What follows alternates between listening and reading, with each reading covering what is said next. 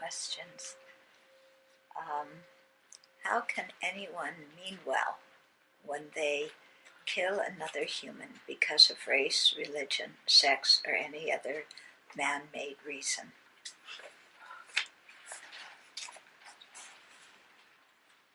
Well, let me start with something simpler. When I was little, in the garden where we lived, there would be a lot of snails that my parents, that were eating the plants and the flowers, and my parents didn't like the snails. So one day, when my parents were gone, I went in there and I gathered up all the snails, as many as I could get, and put them in one place, and then stepped on them and scrunched all of them. And I thought I was doing something good. Yeah. In fact, I was creating a lot of negative karma and harming a lot of living beings and causing them immense suffering. Okay? So, when people have ignorance, and when you think, if they believe in a wrong philosophy, a philosophy that says, there is one right way and only one right way, and other people, are harming us, or they're infidels, or they're doing the opposite of what God wants. And they've been educated in that kind of philosophy. And the philosophy also teaches compassion and kindness. So they believe the whole thing, but they don't sit and really think deeply about, isn't there some contradiction here between, being compassionate and killing that seems justified? People don't think about that. So they just follow, what they're taught. Okay? Or what about, and I say this, and I don't mean any disrespect to the military,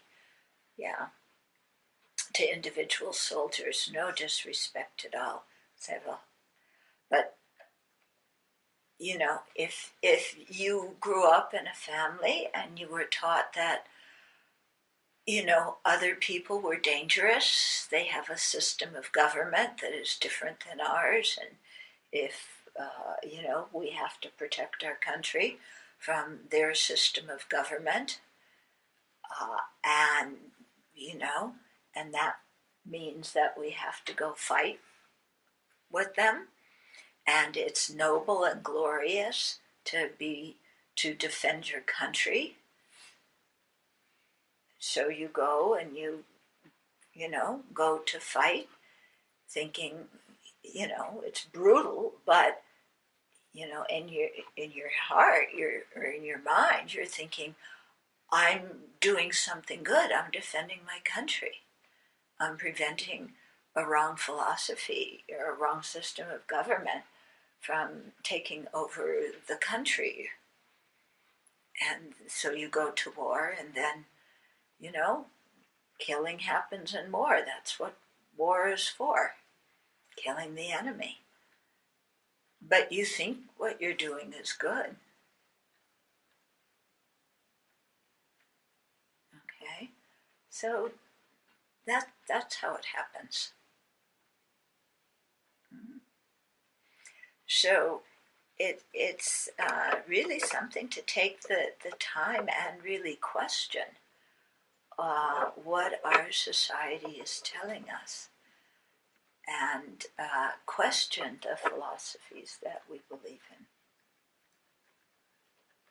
Yeah. And like I said, most people don't. You're there and you're socialized, and you do what you're taught to do. So I think that's how it happens.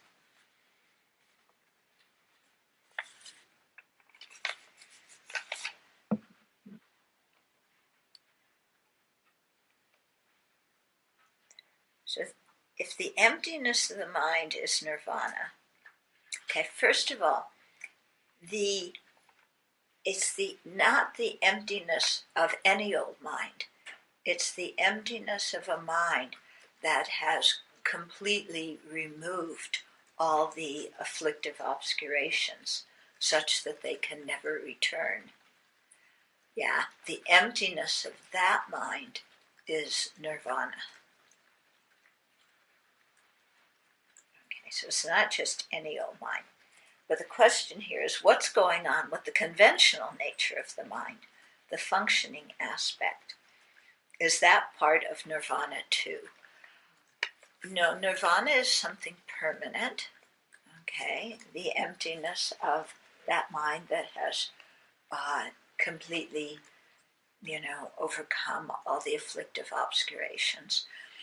The mind itself, at that point, is something that is free of all the afflictive obscurations. Yeah, it's not free of the cognitive obscurations, but it's free of the afflictive ones. So that mind, it's clarity and cognizance, and it keeps going. Okay, it's the mind of an arhat. So is that clear to people? Whoever asked the question.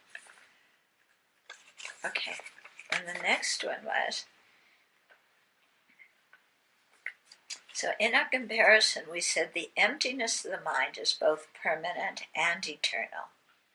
Okay, but the mind is momentary, a continuum of moments, each of which has its own emptiness that ceases when that moment ceases.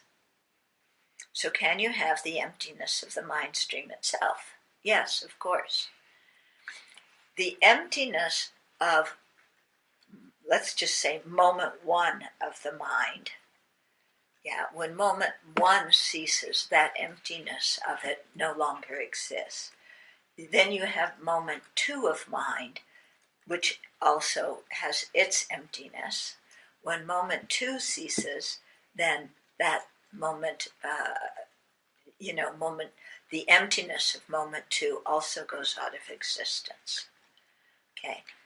If you say the mind, okay, then the emptiness of the mind, if we just say the mind, we're referring to, the mind stream.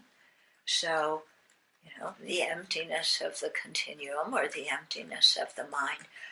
Since the mind doesn't cease, because there we're talking about the mind in general, we're not talking about a particular moment of mind. Yeah. So that emptiness is going to be eternal because that mind is eternal. So it depends on how you phrase it. Are you talking about one moment of mind, or are you talking about the mind in general? So you'll get different answers about whether they are eternal or not. Okay, is that making some sense? Okay, so how do you compare the two, direct perceivers' Satantrika presentation and direct perceivers' Prasangika presentation? So I think it looks what this person is doing is like there's two sets of what you're comparing. One set is comparing direct perceivers and direct reliable cognizers. Okay, and another set is comparing Satantrika view and Prasangika view. So first you've got to do the first comparison. Okay, so I'm giving whoever did this your homework back. Okay, yeah. So first do a comparison. It looks like they tried to do it here, but they missed an element. So I recommend when you go back and do it, you write out the definition of direct perceiver and direct reliable cognizer, and first do that to first just focus on the Sautrantika system, then compare them according to the Sautrantikas. Then write out on another page the definitions of those two, and then compare them according to the definitions according to Prasangika, and then compare them according to Prasangika. Yeah. And then you can put your answers side by side and see if they match or not. Okay? Because otherwise you're combining two comparisons, and it's getting complicated. But look at the definitions carefully. Yeah, because the definitions, are not the same. Just compare those two things within one system is you have to look at. Okay, so we just did 4 reliable cognizers according to the Prasangika system. So the direct reliable cognizers, the inferential reliable cognizers, the reliable cognizers based on an example, and the reliable cognizers based on authoritative testimony. So here those 4 are presented as 4 distinct kind of categories. Now, the number of reliable cognizers differs according to context. In the above classification, reliable cognizers based on authoritative testimony and based on an example are forms of inferential reliable cognizers. They are listed separately in this context due to their specific functions. In this case, these are important phrases. In this case, an inferential reliable cognizer is one based on factual inference, a specific type of inference. And so here the name inferential reliable cognizer is given to that specific instance. The second one, inferential reliable cognizer, number 3 and number 4 of that list can actually are part of number 2. Okay, so in that context, when you say inferential valid cognizer, it's referring to that one that's factual inference, which, in this context is a broad, it's referring to that, how to say, okay, an inferential reliable cognizer is one based on factual inference, a specific type of inference. So here the general name, inferential reliable cognizer, actually applies to that one. Okay. However, when we say the comprehended objects of reliable cognizers are of 2 types, evident phenomena and obscure phenomena, then reliable cognizers are also 2. Okay, so before they were 3, now they're, but the last 2 could be incorporated in the first one. Now they're 2, and here they're divided according to their comprehended objects, evident phenomena and obscure phenomena. In this case, reliable cognizers based on authoritative testimony and the reliable cognizers based on an example are included in inferential reliable cognizers, with that term now being used to refer to all 3 of those inferential reliable cognizers. Okay? It is not uncommon that terms in a text have more than one meaning depending on their context. Yeah, remember that. Because that's the source of so much confusion that we get, okay? So we must take care not to get confused, which happens easily. Okay. So it's kind of like you're talking about apples, but there's, what are there? There's delicious apples, there's Roman apples, Macintosh, green apples. Gala. Granny. Fuji. Gala. Yeah, so a lot of different kinds of apple. Thank you. Yeah. Okay.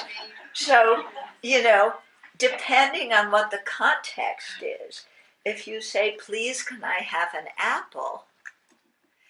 That could mean a lot of different things, because if it's in the context of you're at an apple orchard of Washington State apples, they're a special brand too, aren't they? No? Yeah.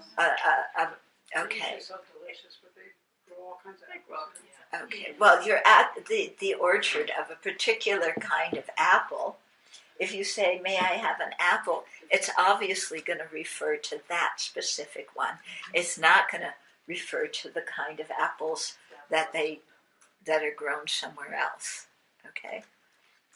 So kind of like that.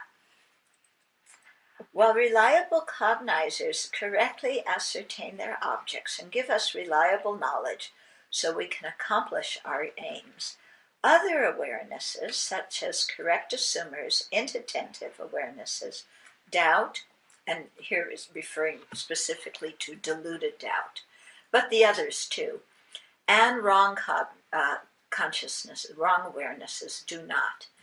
These and other unreliable awarenesses cannot be trusted because we will not be able to achieve our purposes by relying upon them. If we have bad eyesight and mistake an orange for a grapefruit, that can happen even when you have good eyesight, depending on the oranges. Yeah, but if we have bad eyes, if we make that mistake, we will not purchase the fruit we want. Similarly, if we believe that the self is permanent or that phenomena exist as self-enclosed, independent entities, we will not be able to realize the emptiness of inherent existence or attain nirvana. Okay? So what we ascertain influences what we're going to be able to do.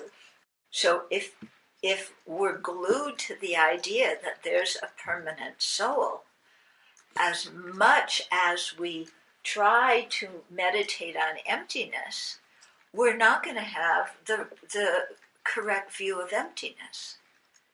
And without the correct view of emptiness, we're not going to attain nirvana. Okay. Subsequent cognizers are minds that know what has already been known in that continuum. Okay, so it's talking about one continuum of knowers. It's not talking about yesterday looking at the orange and today looking at the orange. Yeah. So, okay, the first moment of a visual consciousness knows red. Immediately subsequent moments of that visual consciousness also know red. So tantrikas say subsequent cognizers are not prime cognizers because unlike prime cognizers that know the object by their own power, subsequent cognizers know the object by the force of the prime cognizer inducing them. Okay. But prasangikas say that subsequent cognizers are direct, reliable cognizers. And in the case of inferential cognizers, this is because the second moment onward of an inferential cognizer remembers the object inferred directly. It doesn't rely on a reason or logical mark to know the object. Okay? For Satantrikas, and here's the key, for Satantrikas, Direct, indirect perceiver, means without a conceptual appearance. For Prasangikas, it means not relying on a reason. Okay, so two different meanings of the word direct in different contexts. However, in another context, such as speaking about a direct realization of emptiness, Prasangikas take direct to mean non-conceptual. Yeah, so go figure. I wonder if that's a hangover from they're so used to talking from a Sautantrika view, if that's a hangover from it or not, I don't know. Our knowledge about an object may gradually evolve via these various cognizers. For example, a new science student hears about bacteria from his teacher and gains a rough idea of what they are. This is a correct assumption.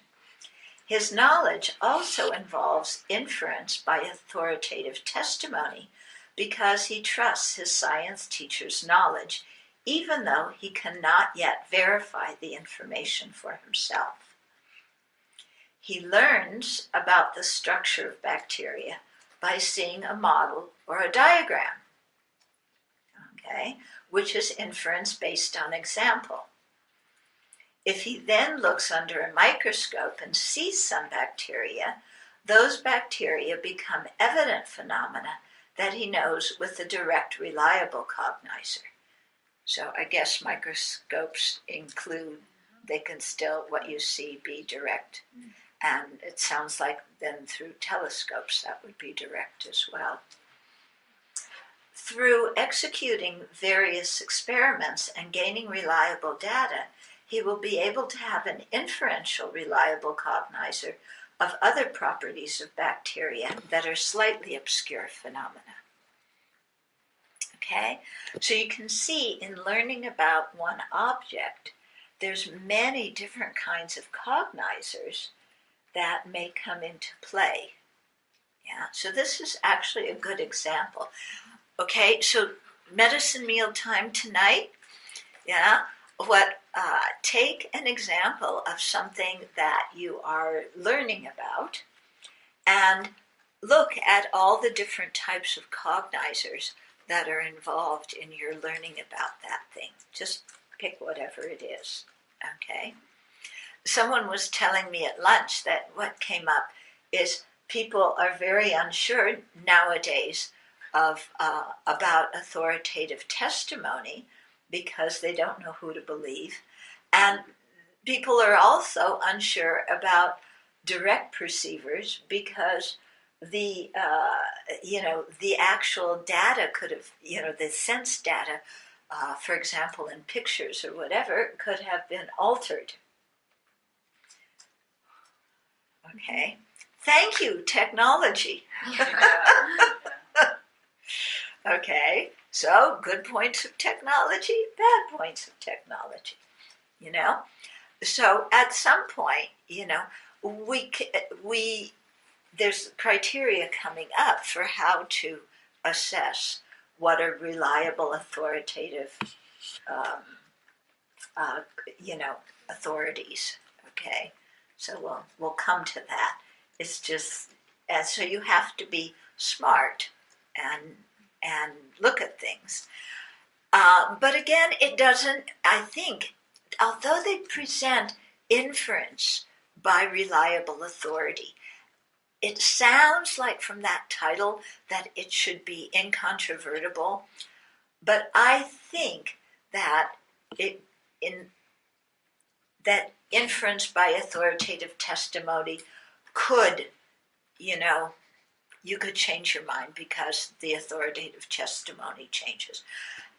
Direct perceivers, if they're reliable ones, that's for sure. Yeah, inference is going to be good too. That's not going to change. But the conditions of reliable testimony, if you start out with only certain, like in this example here, the student is learning about bacteria from their science teacher. So they trust their science teacher. They figure, this guy's been hired, so he has a good education and what he's telling them is accurate. Yeah. But it could happen, as we all know, that science changes its mind.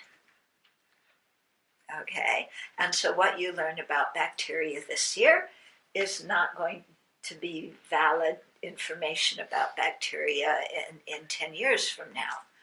Yeah. So you could have that kind of thing. Or you could have a science teacher that has read all the latest experiments up to June, but hasn't read all of the ones up to October, and there's some new ones in September and October that have some new data, but he doesn't teach you that because he hasn't read it. So he's authoritative in what he's read, but he hasn't read the latest thing. Okay, so it's this kind of thing that we have to trust at some level. Yeah, if we don't trust anything, then we're really not going to be able to function. Okay. So we have to trust at some level, checking things, having checked things out. And then, if in the process of going along, we find out that, there's new information that we didn't know, or the testimony changed, or whatever, then, then we have to revise our idea. Okay? Like the examples always, your mother is reliable testimony for the date and time you were born. Okay, so your mother tells her you were born at 5 minutes past midnight on such and such a date, but actually she was thinking of Pacific time and you were born in Mountain time. So it isn't that exact time, and it may be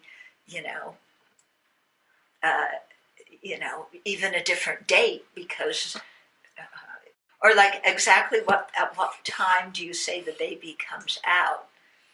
Yeah. Okay. So, there's these kind of things that can happen. Yeah. But we have to do the best we can. Okay. However, talking about our science student again, he may be able to verify that his conclusion is an inferential, reliable cognizer only later on.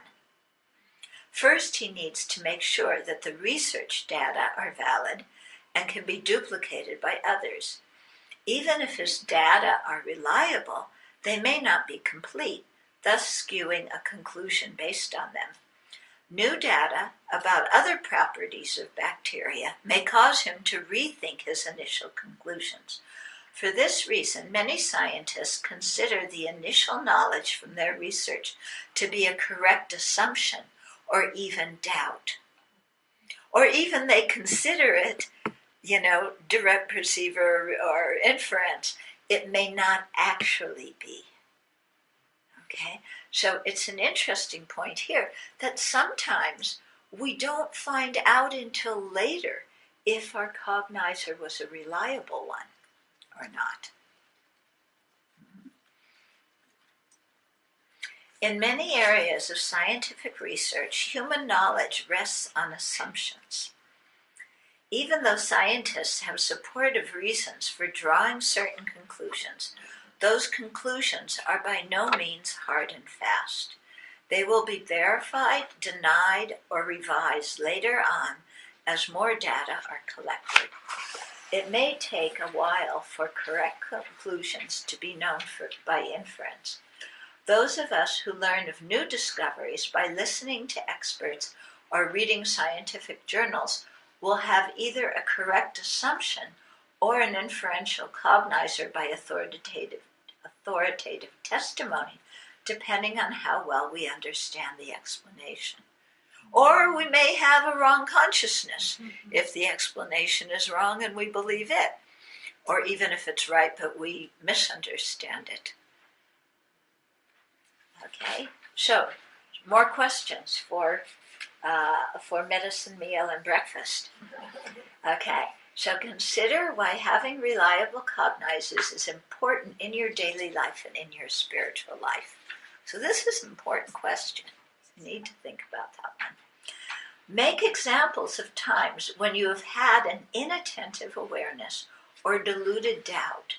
How did they inhibit your full knowledge? Okay. 3, make examples of wrong awarenesses, such as seeing things incorrectly or misunderstanding the meaning of what someone said. Have you ever had a wrong awareness but not known it was incorrect until some time later?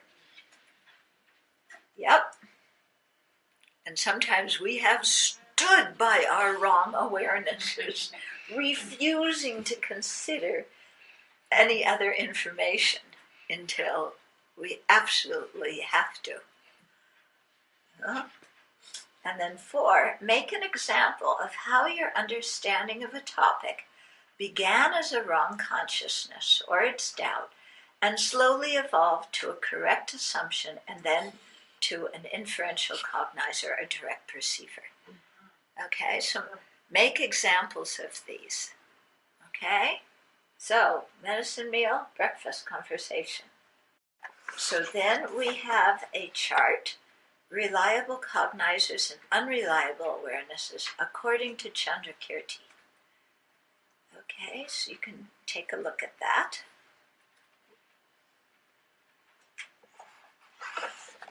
And then we'll go through what's coming, we'll describe it. Okay, so direct reliable cognizers. This is all Chandrakirti now. Reliable cognizers have specific characteristics, and not all our cognitions meet these standards. Learning the descriptions of the various types of reliable cognizers helps us to identify them in our own experience, and that lets us know whether to trust what we're seeing and thinking. Wrong awarenesses and correct assumptions are not reliable cognizers, even when we mistakenly think they are. Direct reliable cognizers are of 3 types: sense, mental, and yogic direct reliable cognizers. Okay, so just because we saw something or we believe something doesn't mean that that cognition, that cognizer is a correct one, is a reliable one. Okay. I remember, when they were talking so much about having cameras on the police, then somebody did a video showing an encounter of the police with somebody, okay, from the perspective of the camera that was on the cop's, jacket. And you look at it, and it's like going like this, and there's the sound and the thing. I mean, it's really disturbed. It's not peaceful and quiet. And you look at that, and you say, "Boy, there's some violence going on between the cop and the person." Then they showed that same situation that they filmed from the cop's camera from about 10 feet away, and it's 2 people doing jumping jacks. But from the perspective of the clip on camera, it looks like they're tussling and there's violence. From 10 feet away, they're doing jumping jacks. So that really made me stop and think. Yeah, so if you were going to have that kind of information as evidence in a court case, you would have to really make sure that, that could be called into question quite easily. It could very well be that the video taken from 10 feet away is much more reliable, than the one on the cop's camera. Okay, So sense direct reliable cognizers know their objects, sight, sound, smells, tastes, and tangible objects, directly by depending on a physical cognitive faculty. So the subtle matter in the eye, in the ear, the nose, tongue, and so on. Okay?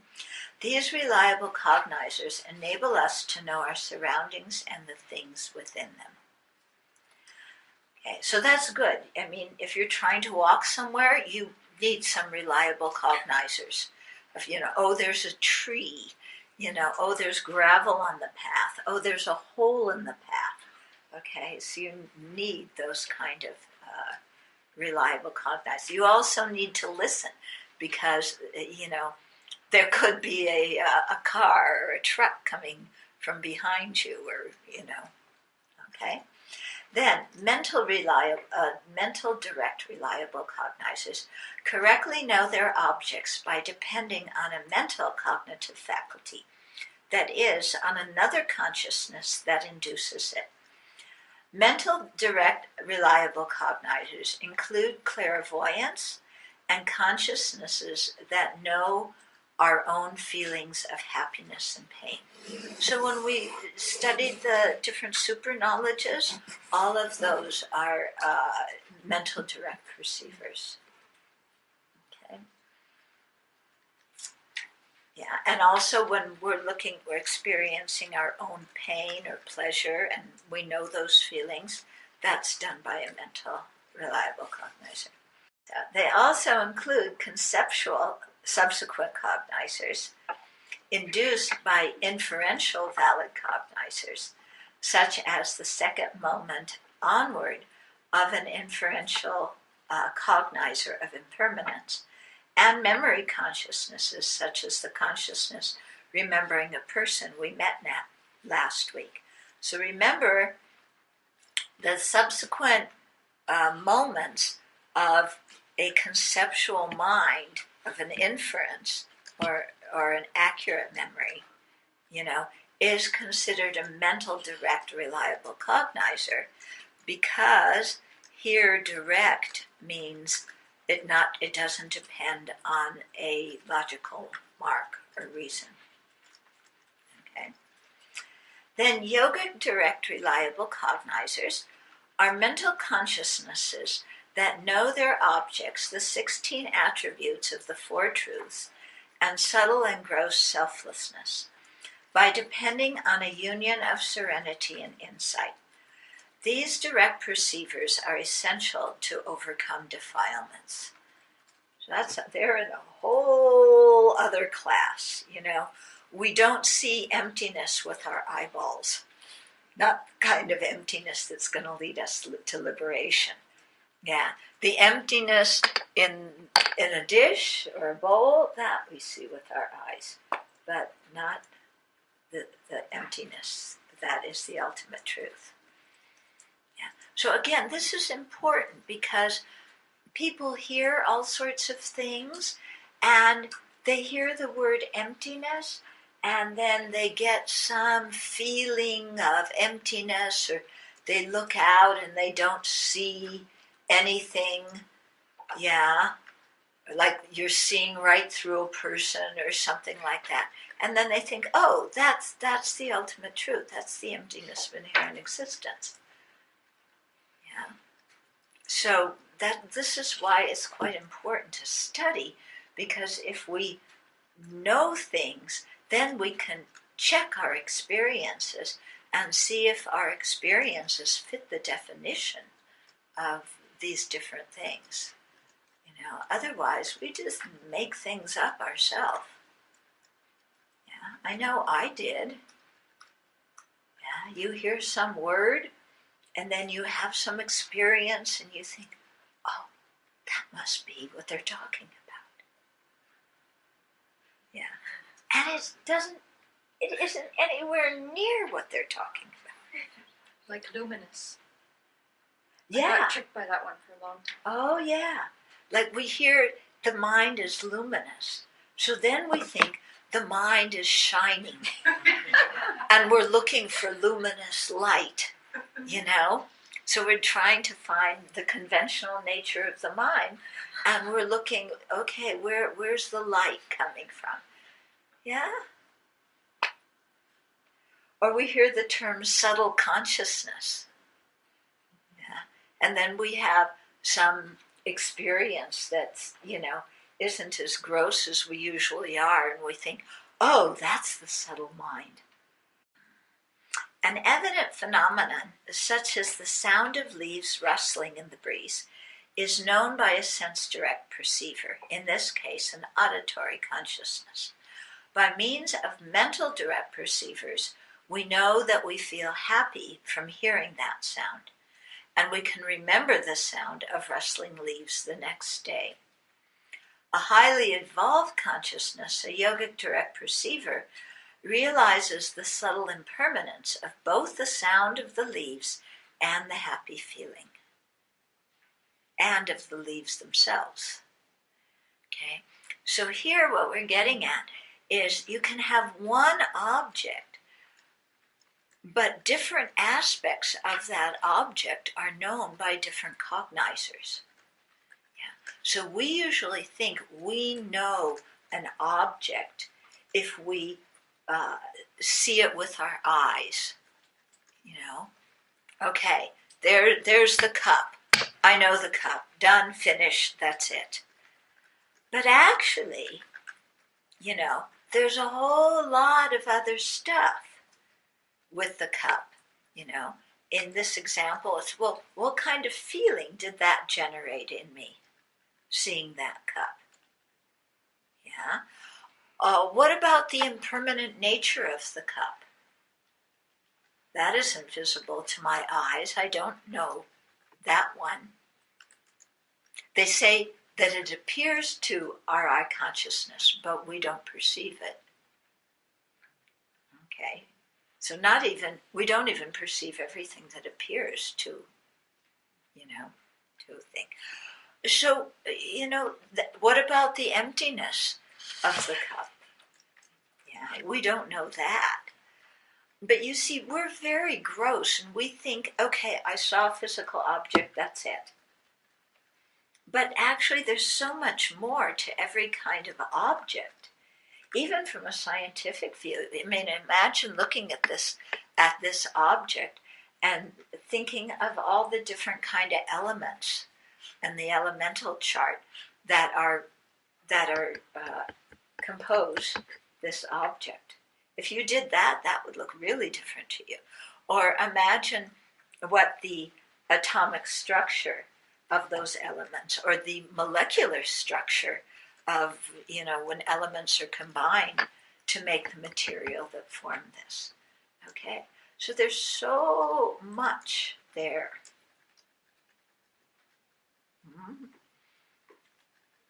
That we aren't aware of. Then inferential reliable cognizers. To be able to benefit sentient beings most effectively, we must gain the direct, non-conceptual cognizer of a Buddha, or cognizers of a Buddha, so that we will clearly perceive all phenomena, both ultimate truths and conventional truths. Unlike Buddhas, at present, we ordinary beings are not capable of directly knowing slightly obscure and very obscure phenomena. We can't know them directly, but must rely on an inferential cognizer, a mind that non-deceptively realizes an obscure object in dependence on a reason. Okay? So that's how we must initially know these objects. Afterwards, we can develop yogic direct perceivers of them. Inferential cognizers must trace back to direct experiences and shared direct perceptions. Although our initial access to an object may be through reasoning, in time an inferential cognizer can lead to direct experience. Okay, let's say of impermanence or selflessness. We initially know emptiness through an inferential cognizer, but by continuously familiarizing our mind with it in meditation, that is a union of serenity and insight, we will be able to dissolve the conceptual appearance and realize emptiness with a yogic, direct, reliable cognizer. An inferential cognizer not only depends on direct experience, but also leads to it. Okay. We use inferential cognizers often in our daily lives and at our jobs. According to classical Indian logic, an inference is generated by means of a syllogism, a statement with four parts. So the four parts: a subject, a predicate, a reason, and often an example. To teach the parts of a syllogism, Buddhist monastics often use the syllogism: consider sound. It is impermanent because it is produced by causes, for example, like the last moment of a flame. The last moment of a flame, we go, how does that show that things are produced by causes? Or that sound. It does. Well, no, apparently the example, usually, not always, has to be something that is more readily known. And so if you understand the example, then it's easier to understand the syllogism. What this means here, okay, how does the last moment of a flame have anything to do with sound being impermanent? Because the flame, the last moment of the flame, after that, there's no flame. That means that the flame existed due to causes. When those causes ran out, the flame stopped. So that's showing how the flame is produced by causes. Then, if you understand that, then that helps you understand how sound is produced by causes. Now, this syllogism, okay, in ancient India was a big deal, because the people who followed the Vedas said that the sound of the Vedas was permanent. It existed in space, unchanging, and it was permanent.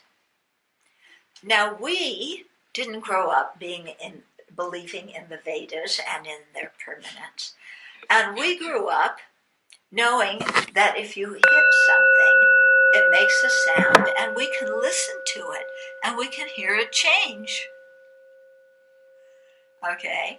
But apparently, doing this, didn't convince the Brahmins that sound was impermanent. Okay? So for the Brahmins, they needed this syllogism. Okay? Yeah. I mean, I remember hearing this and going, huh? You listen to a bell and you know the sound is impermanent. Why, So this is what I figured out about it, okay? Okay, so although this syllogism may not stir us, it was extremely important for Buddhists in ancient India. This is the argument they used to refute the assertion of Brahmins who believed that the sound of the Vedas was permanent and unchanging. Okay. In this syllogism, sound is the subject, we'll call it A, about which something is to be proven. Is impermanent is the predicate, we'll call that B, which is the attribute we want to establish about sound. Because it is produced by causes is the reason, we'll call it C, we use to prove the thesis. The thesis is the subject plus the predicate. Okay. For example, like the last moment of a flame is the example. The thesis is what is to be proven, the combination of the subject and the predicate. In this case, sound is impermanent. So that's what you're trying to prove. Okay. Maybe we should do something that grabs you more. Okay. How about The relationship with the person I care about is impermanent because it's produced by causes. Does that one stir you a bit more? Do you think of somebody that you care about? Let's just do the person. We don't even have to talk about the relationship. Okay. Somebody I care about very deeply is impermanent because they're a product of causes. Like the last moment of a flame of lamp. Okay? So think of somebody that you care about. And when you think that they're impermanent and here we're even just, we can talk gross impermanence, that they're going to die, does that produce something inside your mind? Yeah? Okay. So it's often better use something that's going to stir us in some way. Okay. Then the syllogism becomes more alive. Okay. So to understand this, the person who hears the syllogism needs to understand 3 criteria of a correct inference. Okay. Let's go back to the parts of the syllogism. Okay. So we'll say Joe. Okay. Joe was the person we're all deeply attached to, so it could be whoever you want to call it. Joe is impermanent because he's a product of causes.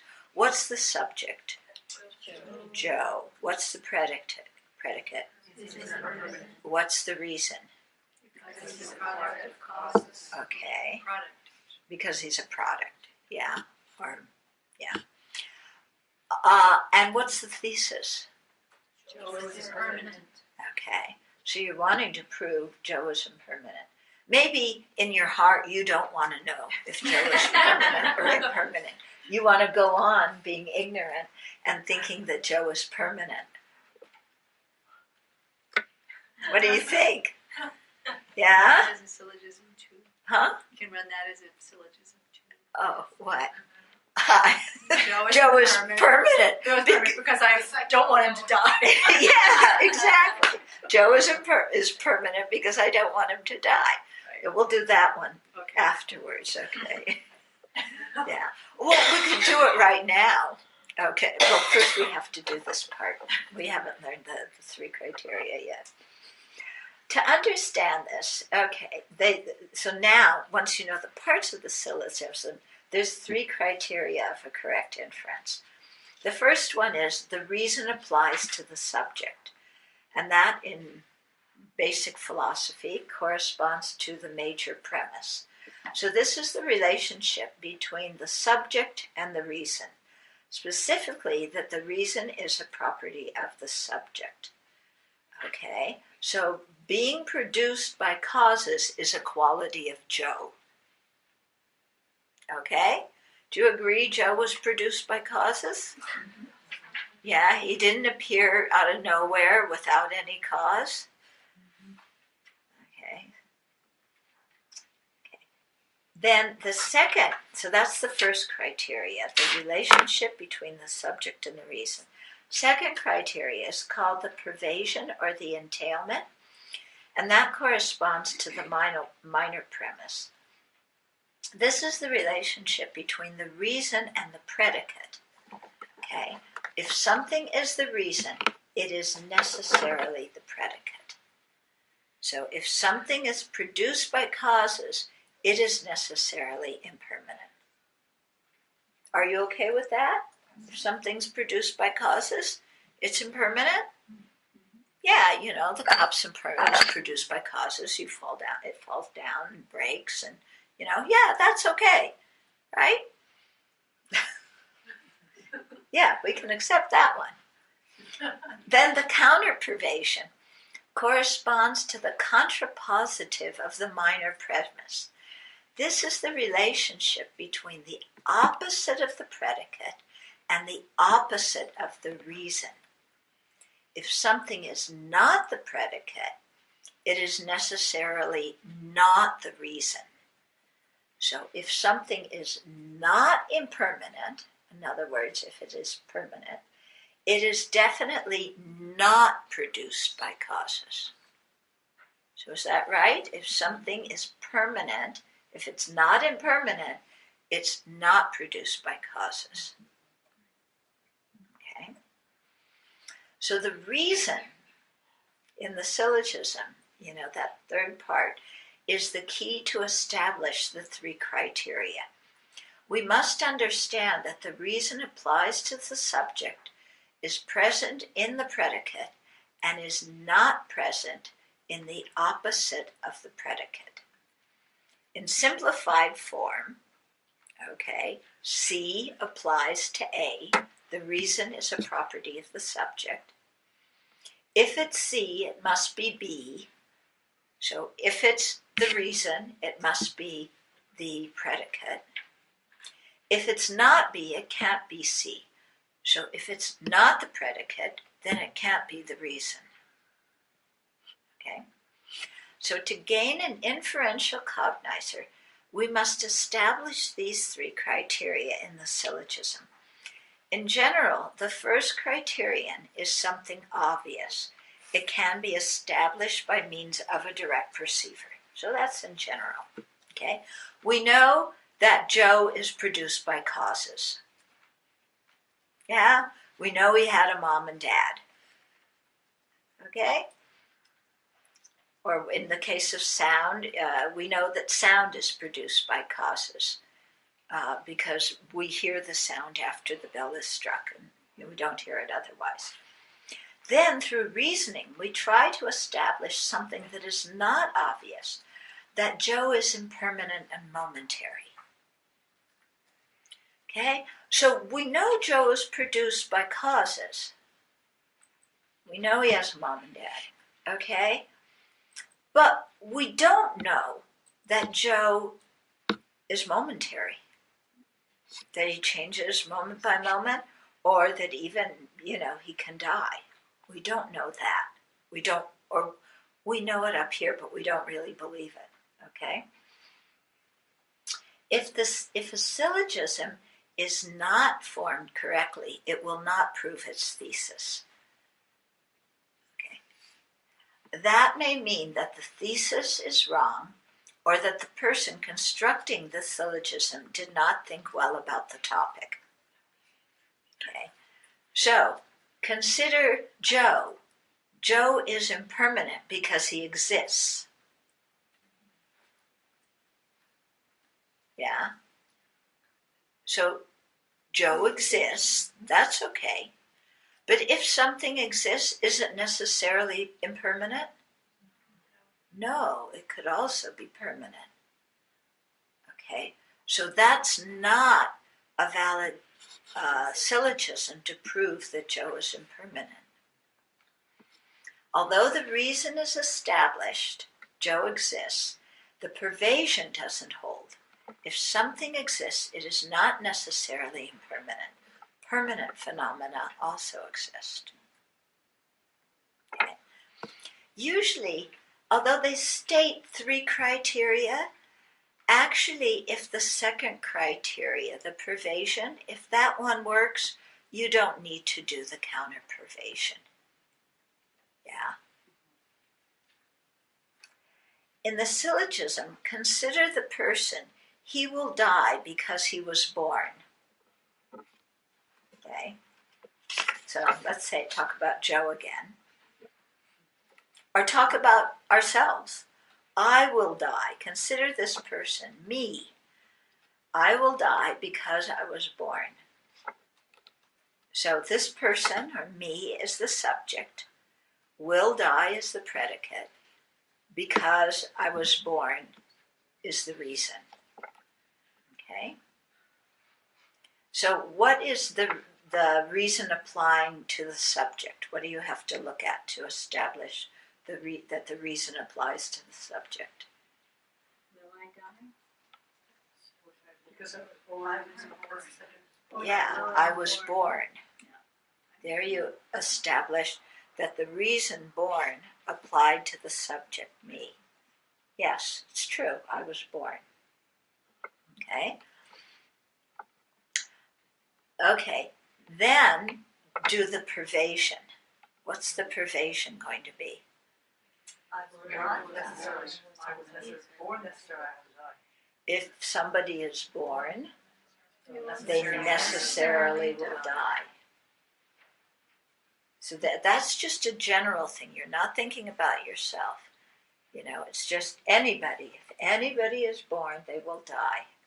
Okay. Then you put those two together. Okay. Well, you also establish the counter-privation. If there is no death, it is because birth did not precede it. Yeah. Okay. But when the full force of this syllogism dawns in our mind, it becomes a powerful motivator for us to practice the Dharma in order to cease the causes of rebirth and cyclic existence, and thereby to cease death as well. Because from seeing this, consider the person me, I will die because I was born. You establish, yes, I was born. You establish anybody who's born will die. Then the conclusion is, yes, I will die. Okay. Now, we intellectually understand this argument, right? That is a correct assumption. Is this argument at this moment motivating you to do something with your life? Maybe a little bit. Probably more for the people in the front than in the back,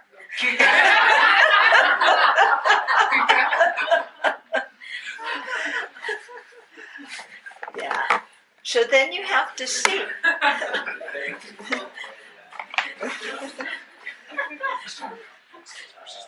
Speak for yourself, John. Okay. So then we have to see, how much is this moving us? Is this just an intellectual exercise? Or is it really making us go, oh, I need to take this seriously? Okay, so that would be the difference between a correct assumption and you're going towards an inference. You don't have an actual inference yet, because if you had an actual inference, your whole life would change. Okay, but you haven't had that. So there's degrees of correct assumption, between, it's a general thing to, getting to the point where, it really moves you. Okay. Do you think that you have to, like somebody at the monastic gathering told me this really good idea that she does in her practice, and I thought it really was excellent. And she'll do things like, these are the last mantras I'll ever say. This is the last time I'll ever say this prayer. So just like brings death right there. But I was wondering if you think that you have to say these words to yourself for a syllogism, or you could just convince yourself, not even, it's rational, but it's not like the words are all there. Yeah, eventually, the syllogism is the tool to get you to the understanding. For the understanding, you don't have to recite the syllogism. But what if the person never used syllogisms? They still could. I think there's a subtle way of using a syllogism. Yeah. They may not say the words, but that same thought process is going on. Okay. Or maybe they use a different reason. I am impermanent because, I know that everybody dies. Yeah, maybe they use that reason. Yeah, they have some reason. Yeah. Okay, otherwise we'd think we didn't die. We do not necessarily realize the thesis of a correct syllogism immediately after hearing it. To realize the three criteria of a correct syllogism, we must have a certain level of knowledge and be mentally receptive. If we don't have that level of knowledge, if we aren't mentally receptive, we're blocking it. I don't want to hear about this impermanent stuff. Okay, then we're not going to understand the syllogism. 3 preliminary reliable cognizers are needed in order to ascertain the second criteria, the pervasion. Okay, so let's look at the second criteria. Okay. In the syllogism, consider Joe. He is impermanent because he is produced by causes. Okay, so first you need a reliable cognizer ascertaining the reason, which is being produced by causes. Okay, so being produced by causes is a reason that can establish that sound is impermanent. It is suitable to be used as a reason in this syllogism. Okay? The second thing is a reliable cognizer ascertaining that in the opposite of the predicate, the reason does not exist. Okay? So that means the opposite of the predicate is devoid of the reason. Among permanent phenomena, no products exist. So this is kind of like the counter-pervasion. Okay, permanent phenomena are devoid of products. And then you need a reliable cognizer ascertaining that the predicate and its opposite are mutually exclusive. So permanent and impermanent are mutually exclusive. Okay.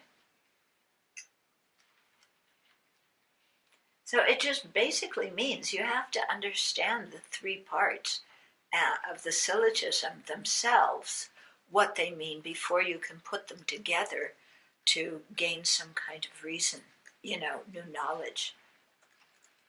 Sometimes ascertaining the 3 criteria requires a considerable amount of time and effort. A person may have to learn the meaning of terms or understand other syllogisms first. So if somebody gave you the syllogism, Joe is impermanent because he's a product of causes, or just because he's a product, either one works. You may go, well, wait a minute, what's a product of causes mean? This is new terminology. I'm not familiar with it. Okay? So to understand the argument, you may have to learn what that new term means. Or if somebody's saying,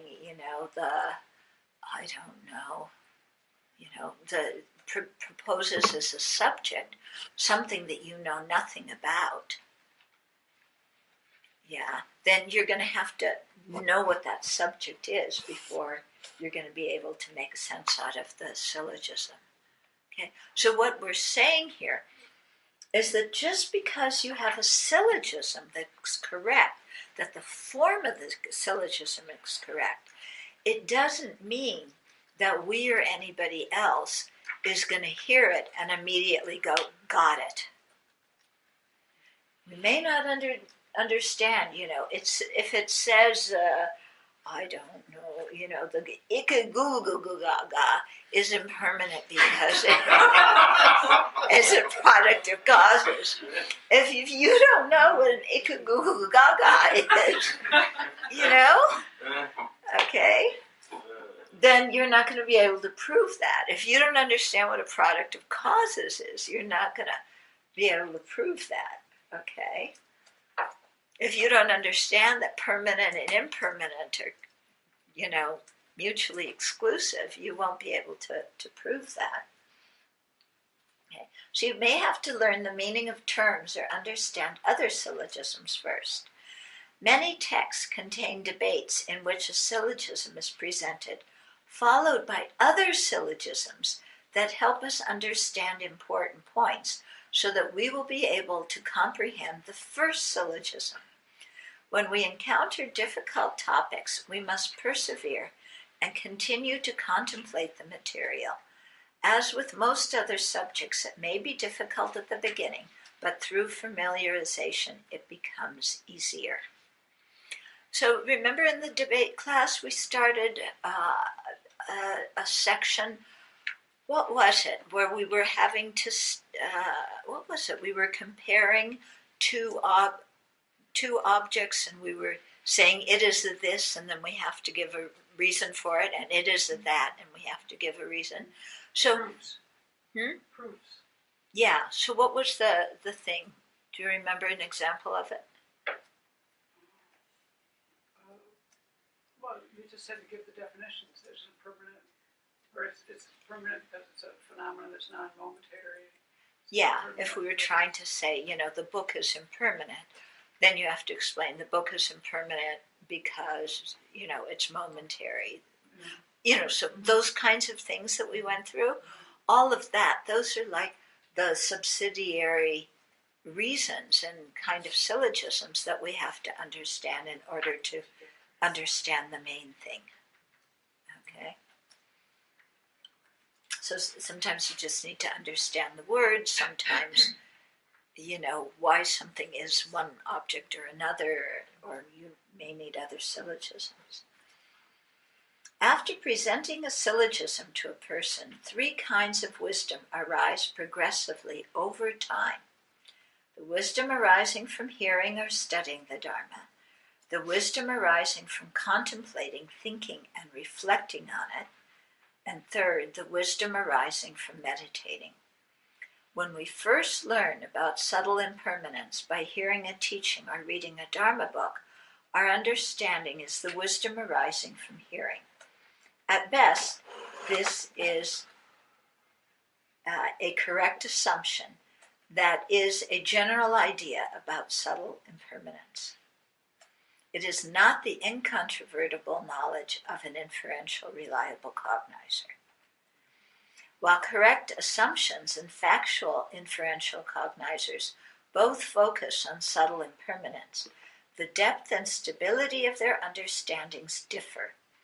A correct assumption can easily become vague if we don't repeatedly familiarize ourselves with the topic. Also, if we are presented with the opposite view, a correct assumption may degenerate into doubt. Okay? So, at the first time we hear a syllogism, we're learning something. Yeah, don't think that, you're going to get it and it's hard and fast and you're going to see it and that's really what it is. It's the wisdom of hearing. So it's usually a correct assumption because we're just getting exposed to the reasoning and exposed to those things. By continuing to analyze, our correct assumption will become an inferential, reliable cognizer that realizes subtle impermanence by means of a conceptual appearance. So this is the wisdom arising from contemplation. So you understood the syllogism, and it's a conceptual appearance of the impermanence of Joe that's appearing to your mind, okay? This inferential understanding will not degenerate unless we allow the intensity of this cognition to deteriorate by ceasing to contemplate the topic. So once you understand something, you have to keep thinking about it. Otherwise, your understanding, even if it's an inference, it can fade away. The deterioration of inferential, reliable cognizers occurs because the seeds of wrong views haven't been eliminated completely from our mental continuums, and our familiarity with the correct view is not strong. For this reason, we must make effort to maintain the correct understandings we gain through repeatedly bringing them to mind. Okay? So that's why when we do long rim meditation, it isn't that you just do it once and then maybe you get some strong feeling and okay, got that, let's go on to the next thing. If you have that attitude, then your initial feeling that you got that really moved you is going to fade away.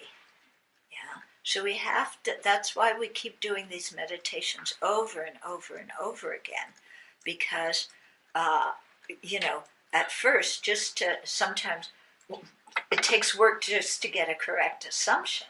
And then having gotten that, we need a lot of familiarity, to move it into an inference. And it's not just quick. It takes that persistent repetition. Why? Because as it says, we have so many seeds of wrong views in our mind, and they're quite strong, and they come to the surface and then overpower the correct understanding. To deepen our understanding, we continue to cultivate concentration and analytical wisdom so that we can attain the union of serenity and insight on subtle impermanence. This is the wisdom arising from meditation. Initially, this wisdom is conceptual because the veil of the conceptual appearance of impermanence is present. But with continuous meditation over time, that veil becomes thinner and thinner and will eventually disappear, and we will realize subtle impermanence directly and non-conceptually. This yogic direct perceiver of subtle impermanence is also the wisdom arising from meditation. Okay, maybe we'll stop here.